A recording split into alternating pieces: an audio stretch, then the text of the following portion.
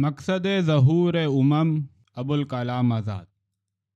لیکن جس قوم نے اعلیٰ کلمات اللہ کا جھنڈا بلند کیا تھا، جو ایک دن قیوم کی صداقت کو دنیا کے تمام ظلم و فساد اور عصیان و طغیان پر غالب کرنا چاہتی تھی،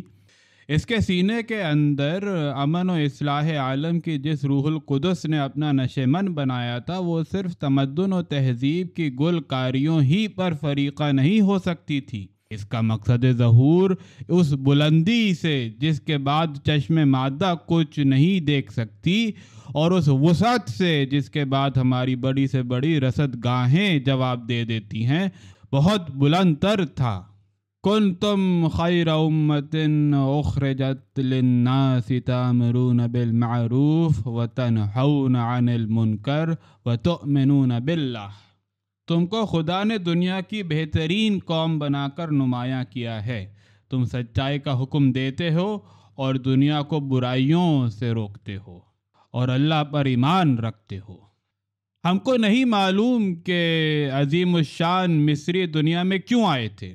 لیکن ہم نے ہیروغلیفی نقوش کے اندر پڑھا ہے کہ انہوں نے بڑی بڑی قوموں کو غلام بنا کر ذلیل و خوار کیا، ان کو عجیب عجیب طرح کے آلہائے تعذیب کے شکنجوں میں کسا، جن کی تصویریں مینینس کے مندر میں دیکھ کر ہم اشک آلود ہوئے ہیں، اور اس کے بعد بڑے بڑے مینار بنا کر اور حیرت انگیز عمارتیں کھڑی کر کر دنیا سے چلے گئے۔ مگر ان تعمیری و صناعی کارناموں کا وجود بھی مظلومی کی ان آہوں اور بے بسی کے ان آنسوؤں کی یاد دلاتا ہے جو بلاد نوبہ اور کنعان کی مفتوح قوموں نے ان کے لیے چارپائیوں سے بھی زیادہ محنت کرتے ہوئے بہائے تھے۔ ہم نہیں جانتے کہ روم کے ہولناک فاتحوں کا، جن کے سر پر تمدن قدیم کا سب سے زیادہ درخشاں تاج نظر آتا ہے، کیا مقصد تھا، مگر ہم نے شمالی افریقہ میں کئی میلوں تک پھیلا ہوا ایک تودا دیکھا ہے، جس کے اندر سے کارتھیج کی دیواروں کی ٹوٹی ہوئی اینٹیں نکلتی رہتی ہیں، اور ایران و شام کی خاک کے ذرے کہتے ہیں کہ ہمیں سب سے زیادہ خون انہی رومی تلواروں کی لعنت سے نصیب ہوا ہے۔ تاریخ کے عہد قدیم کی تاریکی ہمیں کچھ نہیں بتلاتی کہ وہ عظیم الشان ایرانی جنہوں نے استخر کی عظیم الاثر محرابیں بنائیں اور اپنی روایتوں کے اندر دیوں سے لڑے، اور تمام بحر و بر کو تخت ایران کے آگے سر بسجود دیکھا، دنیا میں کیوں نمایاں ہوئے تھے، اور دنیا نے ان سے کیا پایا؟ البتہ دریائے فرات کے کنارے کے وحشت ناک تودے اور کہیں کہیں سے ابھر کر نظر آ جانے والی شکستہ دیواریں اپنے اندر ایک تاریخی عمل ضرور رکھتی ہیں، اور ایران کا سب سے بڑا کارنامہ یہ بتلاتی ہیں کہ عہد قدیم کے عظیم الشان کشور تمدن یعنی بابل پر خوفناک درندوں کی طرح وہ چڑھ آئے، اور اس کے عجیب الصناعت دیواروں کے نیچے بربادی اور تباہی نے ان کے مقصد ظہور پر نوحہ پڑھا۔ پھر خود وہ بابل جو ایرانیوں کی خونخواری پر نوحہ خواہ ہے، دنیا میں کس غرض سے آیا تھا اور کیا کر گیا؟ یہ سچ ہے کہ اس نے معلق باغ بنائے جو بڑے ہی عجیب تھے اور آج بھی عجیب سمجھے جاتے تھے، لیکن اس نے تمدن و انسانیت کے ان باغوں کے ساتھ کیا کیا جو گو عجیب نہ تھے، لیکن باغبان دنیا کے ہزار برسوں کی محنت کی کمائی تھے۔ ہولناک بخت نصر کا تاراج کن سیلاب جب شام میں پھیلا ہے تو یروشلم بیت المقدس کی زمین کا چپا چپا شادابی اور سرسبزی کی بہشت تھا، لیکن بابل کے متمدن فرزند اس لیے آئے تھے کہ زندگی کی شادابی کی جگہ آگ کے حرفوں کے نقشوں میں اپنے ظہور کا مقصد لکھ جائیں۔ فَجَاسُوا خِلَالَ الدَّيَارِ وَكَانَ وَعْدًا مَفْعُولًا۔ پھر وہ قوم جو ان سب کی جانشین ہوئی شام سے اٹھی اور روم پہنچی، پھر یونان و مصر اور شمالی افریقہ تک پھیل گئی۔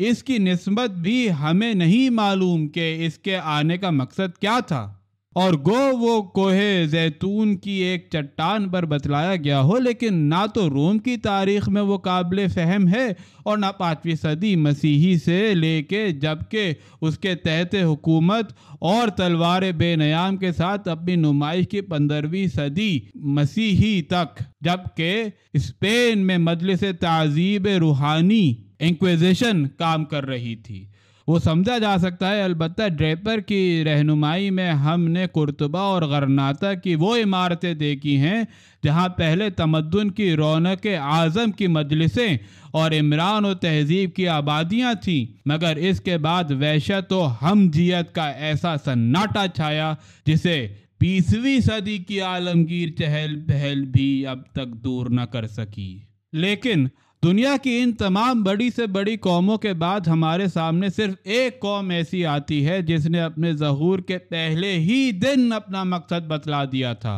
اور جو محض قوتوں کا ایک ہجوم، طاقتوں کا ایک اجتماع اور قہر و استیلائے بہیمی کا ایک انقلابی سیلاب نہ تھا جو آیا اور بہا کر چلا گیا، بلکہ طے شدہ کاموں کا ایک کھلا اور اعلان کردہ پروگرام تھا جسے اپنے ہاتھوں میں لے کر وہ دنیا کی اجڑی ہوئی آبادیوں اور برباد کردہ علم و تمدن کی یادگاروں کے سامنے نمودار ہوئی۔ الذین ان مکنہم فی الارض اقاموا الصلاة وآتوا الزکاة وامروا بالمعروف ونہوا عن المنکر وللہ عاقبۃ الامور۔ یہ وہ قوم ہے کہ اگر ہم نے انہیں دنیا میں قائم کر دیا تو ان کا کام آبادیوں کو اجاڑنا، نہ انسانوں کو قتل کرنا، عمارتوں میں آگ لگانا اور قہر و استیلا کی لعنت میں عالم انسانیت کو مبتلا کرنا نہ ہوگا، بلکہ وہ کارگاہ عالم میں اس لیے قدم رکھے گی کہ صلاۃ الہی کو قائم کرنے، محتاج انسانوں کو اپنے مال کا شریک بنائے، سچائی اور راست بازی کا حکم دے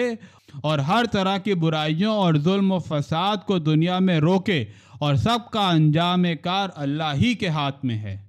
تاریخ موجود ہے اور کئی ہزار سال تک کا سراغ ہم نے لگا لیا ہے، لیکن دنیا میں آج تک کوئی قوم ایسی نہیں آئی جس نے اپنے ظہور کا یہ مقصد قرار دیا ہو اور اپنے ظہور کے اول دن ایسے صاف لہجے اور ایسی کھلی روشنی میں اس کا عام اعلان کر دیا ہو۔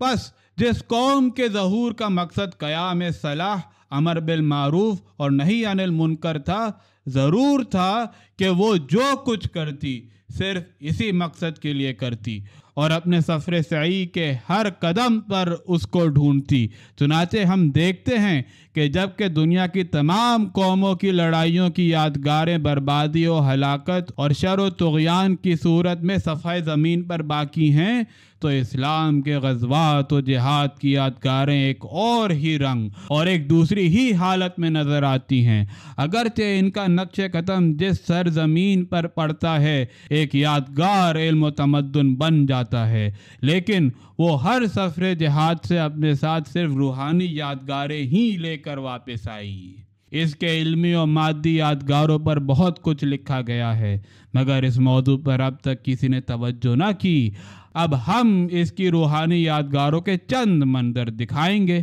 دنیا کی موجودہ اور گزشتہ جنگوں کے نتائج تمہارے سامنے ہیں۔ قتل و آتش زدگی، سلب و نہب، بربادی علم، ہلاکت عمران و تمدن کے سوا تمہیں اور کچھ نظر نہیں آتا۔ اب آؤ اس قوم کی جنگوں کی یادگاروں کی جستجو میں نکلیں جس نے اپنا مقصد ظہور قیام صلاۃ الہی، امر بالمعروف، نہی عن المنکر اور ایمان باللہ بتلایا، اور اس کے دشمنوں نے اول روز ہی سے اسے مسلح ہو جانے پر مجبور کر دیا۔ ہم ڈھونڈیں گے کہ جنگ کے میدانوں میں وہ اپنے مقصد کی حفاظت کر سکی یا نہیں، اور جب خون اور مٹی کے کیچڑ پر سے گزری تو جنگ کی کیا کیا یادگاریں اپنے پیچھے چھوڑ گئی۔ اس سفر جستجو میں متعدد منزلیں پیش آئیں گی۔ سب سے پہلے ہم روحانی یادگاروں کو جمع کرتے ہیں۔ اس سے ثابت ہوگا کہ مسلمانوں کے غزوات کی سب سے پہلی یادگار عبادت الہی ہے۔